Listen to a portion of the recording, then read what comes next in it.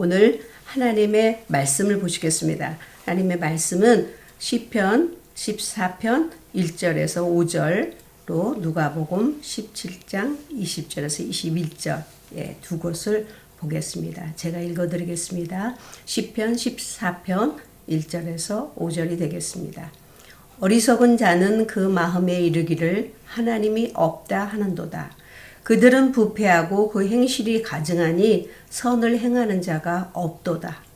여호와께서 하늘에서 인생을 굽어 살피사 지각이 있어 하나님을 찾는 자가 있는가 보려 하신즉 다 치우쳐 더러운 자가 되고 선을 행하는 자가 없으니 하나도 없도다. 죄악을 행하는 자는 다 무지하니 그들이 떡 먹듯이 내 백성을 먹으면서 여호와를 부르지 아니하는도다. 그러나 거기서 그들을 두려워하고 두려워하였으니 하나님이 의인의 세대에 계심이로다. 누가복음 17장 20절에서 21절입니다.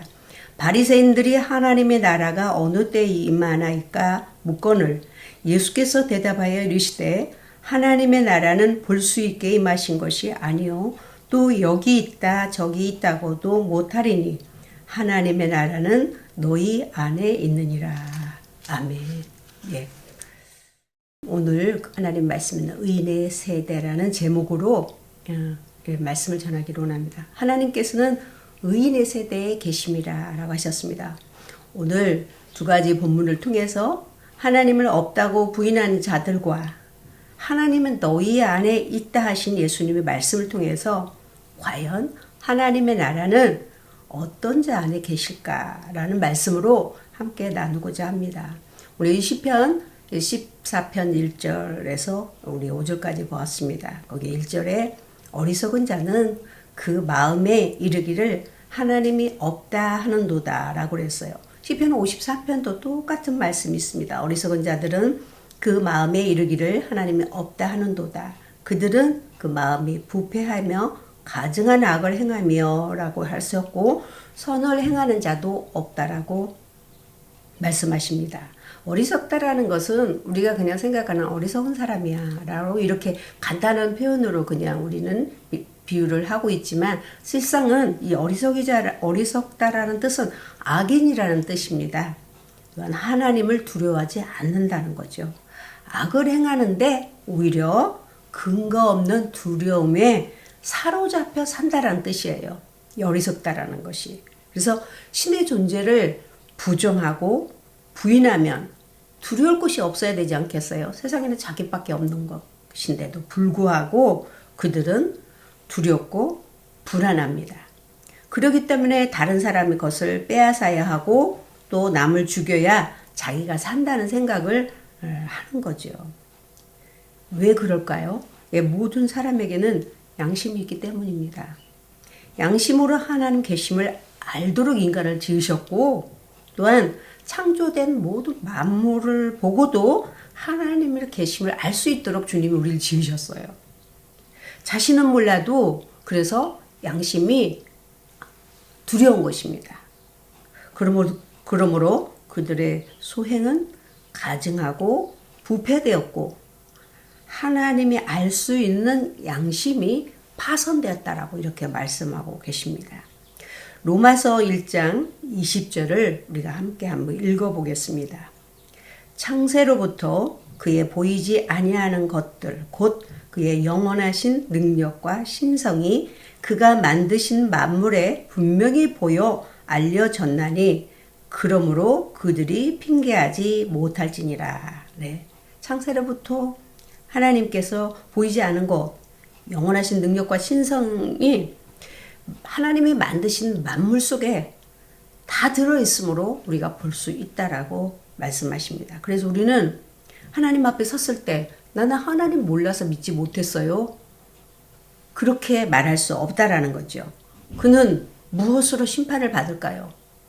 그들은 양심으로 심판을 받는 겁니다. 우리는 믿음으로, 믿음의 은혜로 심판을 받지만 그들은 양심으로 심판을 받기 때문에 핑계할 수가 없는 거죠. 모두가 하나님을 부인하는 정직한 자는 이 세상에 한 사람도 없다라고 말씀하고 있습니다.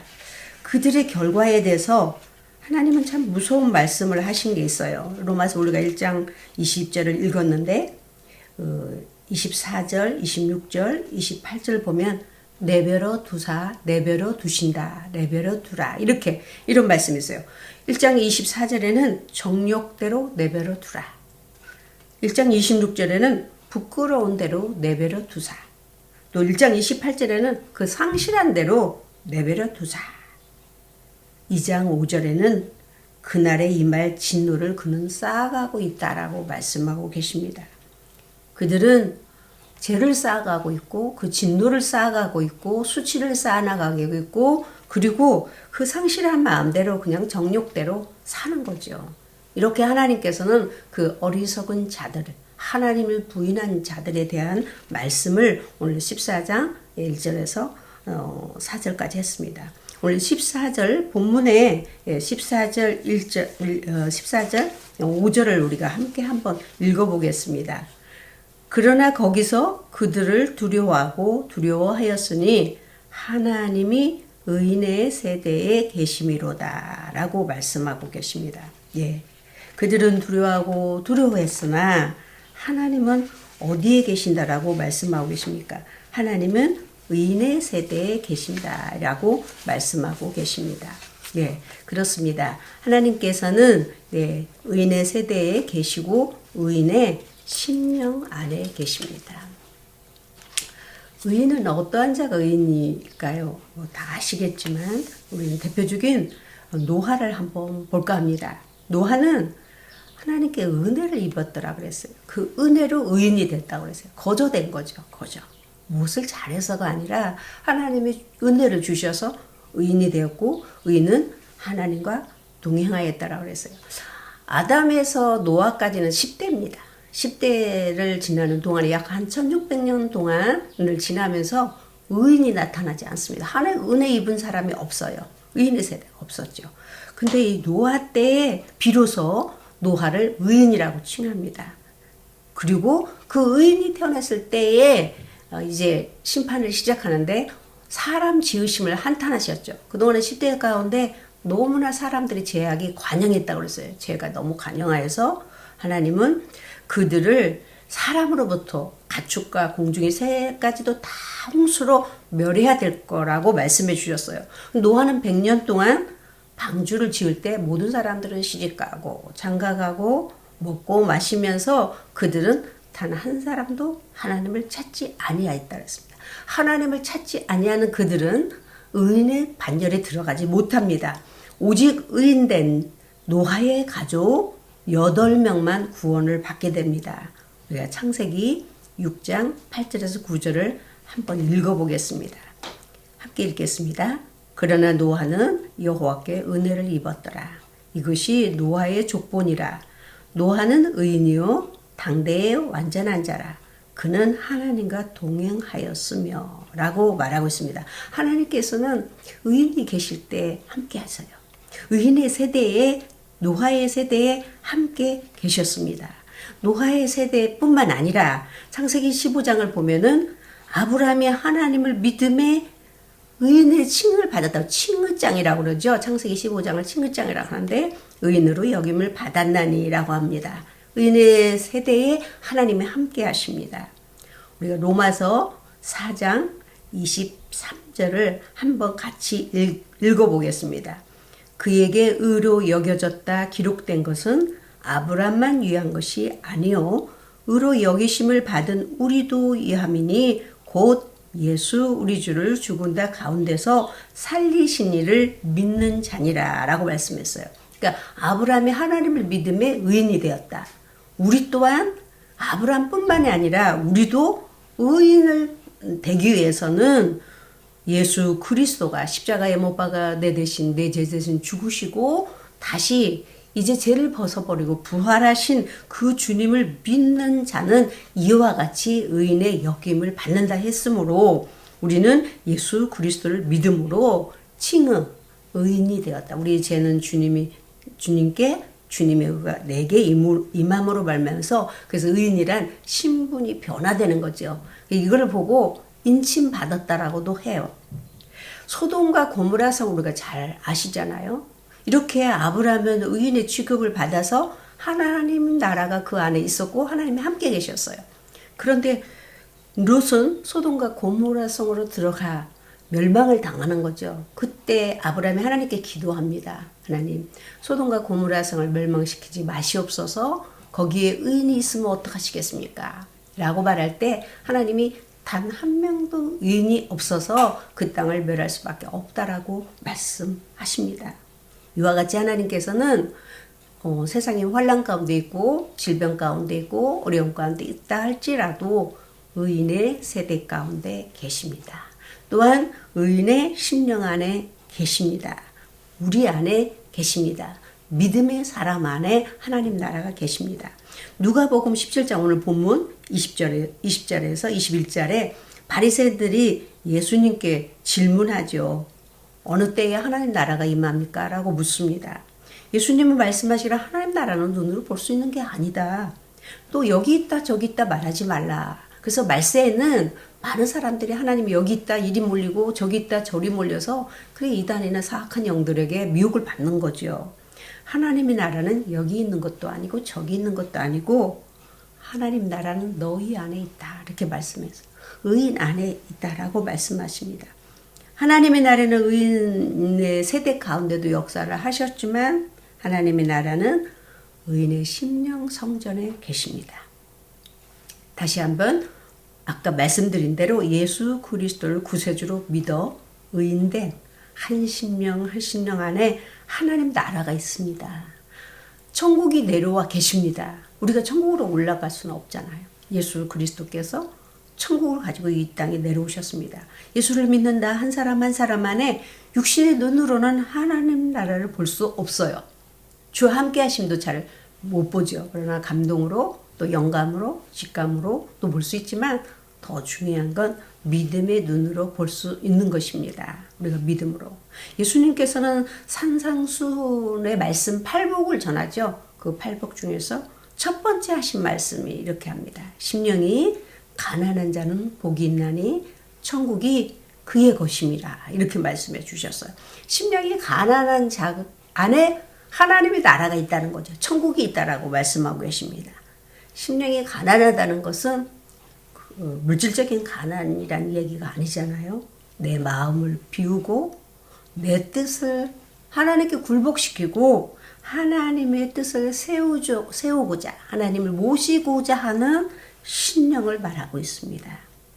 그 심령 속에 하나님 나라는 어떻게 계시나요? 내 안에 어떻게 임하실까? 여러 가지로 표현하셨잖아요. 하나님 나라는 나를 다스린다 라고도 표현하셨고 내주하신다. 성령님이 내 안에서 내주하신다. 나를 주장하시고 다스리시고 주관하신다. 그래서 통치하신다. 이렇게 여러 가지로 임재하신다라고 표현하고 계세요. 그분께서 나를 통치하시고 나를 주장하시고 내 중심을 버리고 나를 온전히 주님께 내 모든 것을 주님께 양도해드리고 내 주장을 내려놓고 당신 뜻대로 하시옵소서. 내 뜻대로 마옵시고 주의 뜻대로 하시옵소서라고 예수님의 기도와 같처럼 우리가 마음을 비워서 주님 메시기를 원할 때마다 하나님의 나라는 그 안에 있다라고 말씀하고 있습니다. 그러기 위해서는 다시 한번 내 안을 비워야 되고 내 심령의 쓴뿌리를 제거해야 된다라고 합니다. 예수님께서 이제 십자가에 지시기 전에 어린 나귀를 타고 예루살렘에 입성을 하십니다. 입성해서 제일로 먼저 찾아가신 곳이 예루살렘의 성전이었습니다. 예루살렘의 성전에 들어가서 그 동물장 같은 소굴, 장사꾼의 소굴이라고 말했습니다. 왜냐하면 제사를 드리기 위해서 비둘기나 양을 가지고 와서 돈하고 이렇게 바꾸기 때문에 그때 그 장사꾼들이 밖에서 처음엔 장사를 했겠죠. 그래서 점점 성전 안에까지 들어와서 완전히 성전 안이 장사의 소굴이 된 거예요. 교회가 교회되지 못한 거죠. 그때 예수님께서 그 상을 다 뒤엎으시면서 어찌하여 아버지 집을 더럽히느냐 하시면서 정화를 시킵니다. 깨끗게 하시죠. 예수님께서는 오늘도 우리 속에 동물장 같다. 동물과 사자도 있고 호랑이도 있고 뭐 뱀도 있고 뭐 온순한 짐승도 있겠죠. 우리 속에는 있어서는 안 되는 거잖아요. 함에도 우리는 장사의 소굴같이 심령 성전이 곧 나라고 그랬잖아요. 그래서 주님은 오늘도 너를 정결케 하라, 거룩케 하라, 정화시켜라. 그리하면 내가 너 안에, 너는 내 안에 있을 것이라고 이렇게 말씀해 주셨습니다. 농부가 한 알의 미라를 심기 위하여서 또한 수확을 거두기 위하여서 저 땅을 갈아엎고 또 땅을 갈아엎고 또 땅을 갈아엎습니다. 돌멩이를 내버리고 뽑아내고 잡초를 뽑아내고 굳은 흙을 부드러운 흙으로 부드럽게 갈아엎은 그런 수고로 말미암아서 옥토를 만들어 씨를 뿌리는 것과 같처럼 우리 역시 얻기 위하여서 버릴 줄도 알고 받기 위하여서 수고와 땀을 흘리며 인내와 신앙의 훈련이 우리에게 얼마나 필요한지 모릅니다. 주님은 지난번에 저희 지난 주일날 끝송 찬송 기억나나요? 434장 우리가 찬송 드렸잖아요. 나 두려움 없네, 두려움 없어. 주님께서 내 배에 사공이 되셨으니 폭풍이 입 벌려 나를 달려든다 할지라도 난 두려움 없네, 두려움 없네. 사공은 둘이 될 수가 없잖아요. 하나님이 나라가 두렵든지 내가 있든지 둘 중에 하나겠죠. 둘 다 같이 있겠다라고는 우리가 말할 수 없는 겁니다. 이와 같처럼 주님이 사공이 되어주시, 내 인생에 내 삶의 사공이 되어주신다면 우리는 저 풍랑을 넘어 두려움 없이 잔잔한 은혜로 인생의 힘을 얻어 나아가리라고 믿습니다. 이것이 의인, 하나님의 통치함을 받는 축복인 것입니다. 그러므로 의인이 가는 길이 따로 있습니다. 즉 의인이 사는 길이 있다라는 얘기죠. 살아야 되는 거죠. 첫째는 신명기 8장 3절에 말씀하신 것처럼 사람이 떡으로만 사는 것이 아니오 여호와의 입에서 나오는 모든 말씀으로 사는 줄을 알게 하셨다. 의인이 가는 길은 하나님의 말씀에 의지하여 사는 겁니다. 다른 게 없어요. 무엇을 의지하여 사는 겁니까? 우리가 무엇을 더 많이 의지합니까? 여러분은 어렵고 힘들고 또한 이런 질병 가운데 두려움이 있을 수도 있지만 여러분의 살아야 되는 길은 오직 하나님의 말씀을 의지하여 사는 겁니다. 또한 이스라엘 백성들을 애굽에서 출애굽한 목적이 있잖아요. 그들을 왜 부르셨습니까? 그들에게 예배하기 위해서, 제사 드리기 위해서, 그리고 하나님 말씀대로 살도록 하기 위해서. 의인의 삶은 하나님의 말씀과 예배의 삶입니다. 이게 의인의 삶입니다. 그러므로 우리는 내가 살아야 되는 길이 있다는 거예요. 내가 가야 될 길이 있다는 거예요. 내가 학교를 가야 되는데 딴 데로 가고 직장을 가야 되는데 딴 데로 갈 수 없는 것처럼 내 가정으로 가야 되는데 다른 데로 갈 수 없는 것처럼 우리는 하나님의 말씀을 따라 예배하는 자로. 두 번째는 의인이 가는 길은 요동함도 없고 두려움도 없는 길입니다. 오직 의인의 길은 믿음으로 사는 길입니다. 믿음으로. 있든지 없든지 즐겁든지 우리가 병들고 가난하고 어렵더라도 우리는 돈으로나 힘으로나 명예로 사는 길이 아니라 오직 의인은 믿음으로 사는 길입니다. 히브리서 10장 38절 우리 함께 읽겠습니다. 나의 의인은 믿음으로 말미암아 살리라. 또한 뒤로 물러가면 내 마음이 그를 기뻐하지 아니하리라. 우리는 뒤로 물러가 멸망할 자가 아니오 오직 영혼을 구원함에 이르는 믿음이니라 라고 말씀했어요. 의인은 무엇으로 산다고 그랬습니까? 의인은 믿음으로 산다. 제가 의인은 그러면 여러분이 믿음으로 산다라고 그렇게 함께 한번 고백해 볼까요? 의인은 믿음으로 삽니다. 그렇습니다. 철저하게 한번 되새겨 보시고 철저하게 내가 되뇌겨 보세요. 의인이 무엇으로 살아야 되는지. 의인은 말씀으로 살고 예배로 살고 의인은 믿음으로 사는 길입니다. 믿음으로. 믿음이 있으면 사는 거죠. 믿음의 결국은 뭐예요? 우리 영혼의 구원이니까요. 또한 의인은 서로의 죄를 고백하고 연약함을 위해서 기도하며 사는 길입니다. 의인의 강구하는 힘은 크다고 그랬어요. 중보기도가 얼마나 중요한지 모릅니다. 의인이 기도하는 기도가 얼마나 대단한 건지 우리 한번 야고보서 5장 16절을 보겠습니다. 함께 읽겠습니다. 그러므로 너희 죄를 서로 고백하며 병 낫기를 위하여 서로 기도하라. 의인의 강구는 역사하는 힘이 큼이니라. 그렇습니다. 의인은 우리가 군 달리고 코 달려서 세상 사람과 똑같이 사는 것 같지만 다릅니다. 전혀. 먹는 것도 달라야 되고 행하는 것이 다르잖아요. 지금 우리가 오늘 쭉 지금 보고 계시죠? 예, 의인의 기도하는 힘은 대단히 위력이 있습니다. 강합니다. 그러므로 우리는 믿는 자는 내가 진정한 의인은 기도하게 될 것입니다. 의인이라면 기도해야 될 것이다. 의인의 삶은 기도의 삶입니다. 민족의 죄를 고하고 세계의 죄를 고하고 다른 사람의 죄도 고하고 우리 성도들의 죄를 고하고 우리 가족의 죄를 고하고 내 죄를 고하면서 용서해 주기를 빌고 또 남의 죄를 내가 용서할 수 있고 또한 병든 자를 위하여서 주님 말씀하셨잖아요. 병 낫기를 위하여 서로 기도하라. 의인이 병 낫기를 위해서 기도할 때 그 능력과 유력으로 치료가 가능합니다. 그래서 늘 그렇게 기도합니다. 저는 믿고 기도합니다. 100% 믿고 기도합니다.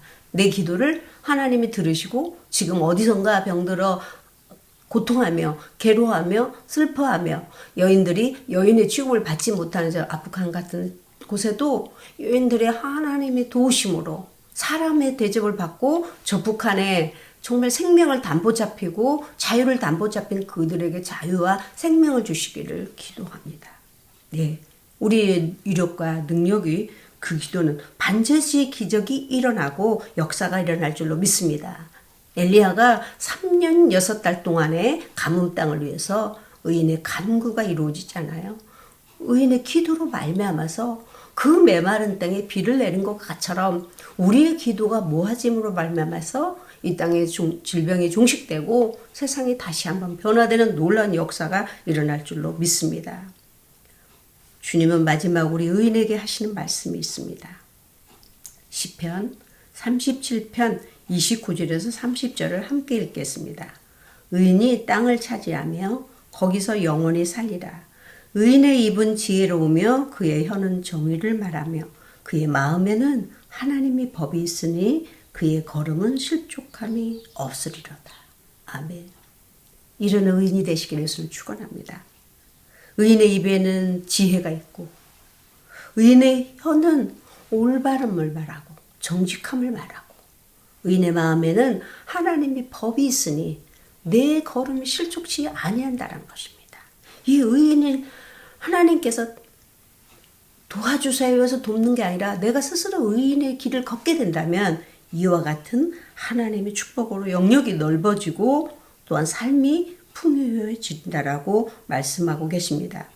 결국 의인의 삶은 하나님 말씀 중심이고 예배 중심이고 좌우로 흔들리지 않고 오직 믿음으로 살고 서로를 위해 죄를 고하며 병든 자를 위해서 기도하며 지혜의 입과 의로운 혀와 그리고 마음에는 하나님 법이 있어서 어디를 가든지 어느 곳에 있든지 실족치 아니하실 거라고 분명히 의인과의 약속된 언약된 축복입니다. 이렇게 사는 자에게 그 삶 위에 하나님의 나라가 임재합니다. 여호와를 나의 피난처 삼고 내 인생을 하나님의 힘으로 의지하고 사는 자 안에 하나님 나라가 있습니다. 한번 제가 몇 가지로 얘기할 때 한번 체크해 보세요. 여러분 그렇게 사는지? 여호와는 나의 피난처시요 내 인생이 힘이십니다 라고 의지하고 산다면 그 안에 하나님 나라가 있습니다. 여호와를 나의 아버지라고 시인한다라면 그 안에 하나님 나라가 통치하십니다. 온역과 상처, 절망 속에서도 하나님을 찾는 자 안에 하나님 나라가 있습니다. 또한 날마다 주의 보혈로 흰옷을 빠는 자, 내 모습 이대로 나와서 근데 이러니까 못 나가는 게 아니라 내 모습 이대로 나와 회개하고 통회하고 고백하는 자 안에 하나님이 내주하십니다. 하나님의 나라가 거기 있습니다. 마지막 내 중심을 버리고 철저하게 그리스도의 중심, 아까도 말씀드렸지만 말씀 중심, 예배 중심, 믿음의 중심, 의의 중심이 있는 자 안에 천국이 계십니다. 이 땅에서 천국을 맛보지 못한 자, 이 땅에서 천국이 임재하지 않은 자, 천상의 천국 갈 수 없습니다. 이미 천국이 내려왔으니까요.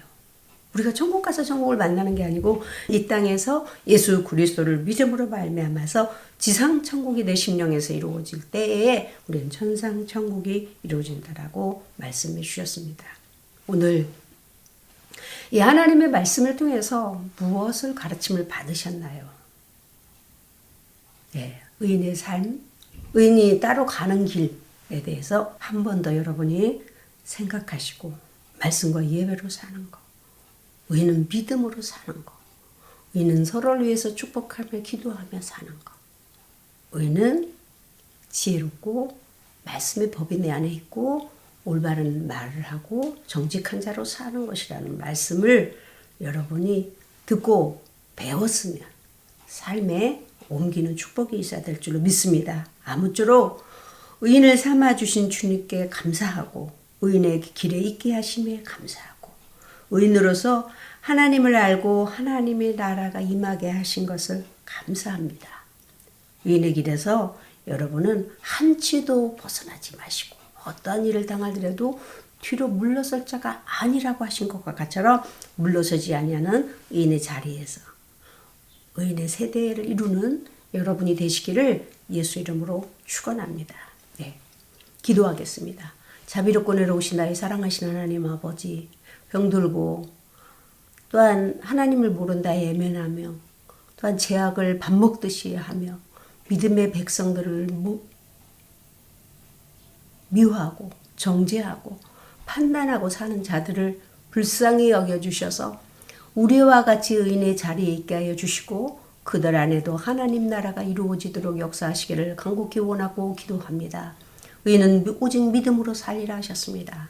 우리 어떤 상황 속에서도 우리는 돈이나 명예나 권세로 사는 것이 아니라 오직 믿음으로 산다라는 이 믿음을 잃지 아니하게 하여 주셔서 의인의 삶에서 벗어나지 아니하게 하시고 말씀이 그 삶의 중심이 되고 예배가 삶의 중심이 되어서 하나님이 지도하시는 대로 이끌림 받게 하시고 성령의 역사하심을 따라서 하나님 복된 길로 실족지 않은 걸음이 되도록 인도해 주시기를 간곡히 원하고 기도합니다. 오늘도 병든 자를 치료하시는 나의 사랑하시는 아버지, 의인을 강구하는 힘이 크다라고 말씀해 주셨습니다. 이 시간도 하나님 신음하며 고통하는 자의 병을 치료해 주시고 피 묻은 손으로 안수해 주시기를 원하고 기도합니다. 수술 후에 하나님 회복을 기다리는 자에게 강건한 회복이 일어나게 하시고 또한 하나님 아버지 시간과 분을 낮춰서 하나님 회복이 일어나도록 축복하시고 수술을 위해서 대기하고 있는 자들에게도 건강으로 수술을 받을 만한 믿음으로 은혜를 베풀어 주시기를 원하고 기도하며 또한 어린이에서 우리 노년에 이르기까지 하나님 어떠한 문제를 가지지 않는 사람이 이 세상에 어디 있겠습니까? 우리 인생의 삶의 사공은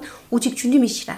주께서 내 배의 사공이시라. 내가 주님께 모든 걸 맡겨드리면 우리가 두려움이 없다라 하셨으니 모든 문제를 주님께 다 맡겨드리고 그리스도의 평강 가운데 사는 우리 성도들이 한 가정 심령심이 되도록 축복하시기를 간절히 원하고 기도합니다. 우리 한인교회를 사랑하시는 아버지, 하나님 우리 교회를 주님께서 그리스도의 평강 위에 세워주시며 믿음의 길로 세워가도록 인도해 주실 것을 또한 믿습니다. 하나님이 역사하여 주시고 오늘 또 주님의 존전에 귀한 것을 주님께 드리옵니다. 열의 하나가 하나님 것인 줄로 믿어 하나님께 드리오니 주께서 기억하여 주시고 그 가문 대대에 복을 내리시고 자손 대대가 믿음의 복을 받게 하여 주시고 의인의 반열에 들어가는 축복이 있도록 역사하여 주시기를 원하고 기도하며 감사를 올려드리며 성교의 예물을 올려드립니다. 하나님 받아주셔서 그 가정의 삶 위에 감사가 넘치도록 인도하여 주시기를 간곡히 원하고 기도하니 주님 축복하여 주시옵소서. 오직 성령의 기름 부음이 넘치도록 축복하여 주시고 온전하신 하나님의 뜻에 합당할 수 있도록 축복하여 주시옵소서. 주께서 모든 영광 받으시고 오늘도 우리와 함께 해주심에 진심으로 감사를 올려드리며 우리 구주 예수 그리스도를 받들어 축복하며 기도드려 사옵나이다. 아멘.